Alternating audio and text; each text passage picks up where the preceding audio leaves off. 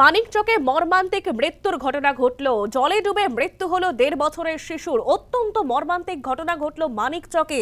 বিছানা থেকে পড়ে জলে ডুবে মৃত্যু হলো এক শিশুর। 1.5 বছরের শিশুর মৃত্যুতে পরিবারে কিন্তু নেমে এসেছে শোকের ছায়া। জলে পড়ে মৃত 1.5 বছরের সুমন মণ্ডল। টেলিফোন লাইনে রয়েছে আমাদের প্রতিনিধি রাজীব ঘোষ। রাজীব, মানিকচকে মর্মান্তিক মৃত্যু 1.5 বছরের শিশুর, কি বলছে পরিবার?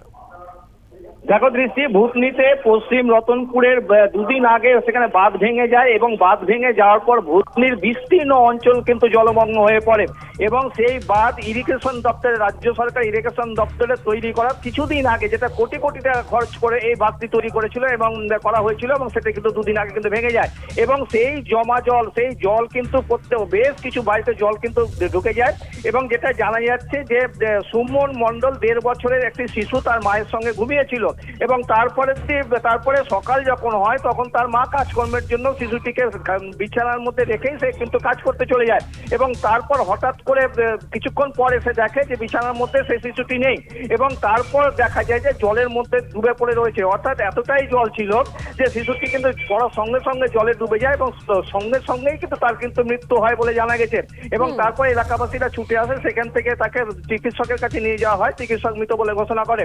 তবে তাকে এই ঘটনায় কিন্তু এলাকাবাসীরা একেবারে ক্ষুব্ধ হয়েছে বলা যেতে পারে, কারণ এর আগে বারংবার কিন্তু বাঁধ ভাঙছে, রাজ্য সরকার থেকে বাঁধ তৈরি করা হচ্ছে, বালি যাওয়া বাঁধ তৈরি, এবং সেটি কিন্তু ভেঙে যাচ্ছে, যার ফলে কিন্তু লক্ষ লক্ষ মানুষ, ভূতনিবাসী, তারা কিন্তু বিপদের মুখে পড়ছে।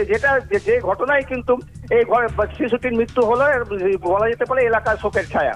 সৃষ্টি, ধন্যবাদ রাজীব।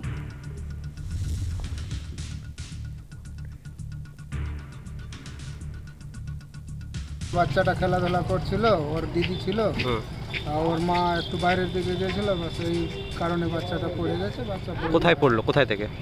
বাড়ি থেকে, মানে খাট থেকে নিচে পড়লো? হ্যাঁ। তো জল হয়ে গেছে কি বন্যার? ঘরের ভিতরে? ঘরের ভিতরে জল আছে? হ্যাঁ। তো ওই জলে কি ডুবে গেছিল? কি হয়েছিল? ওই জলে ডুবে গেছে।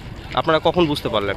আমরা ওর মা এলো বাইরে থেকে, তো দেখছে যে জলে পড়ে আছে।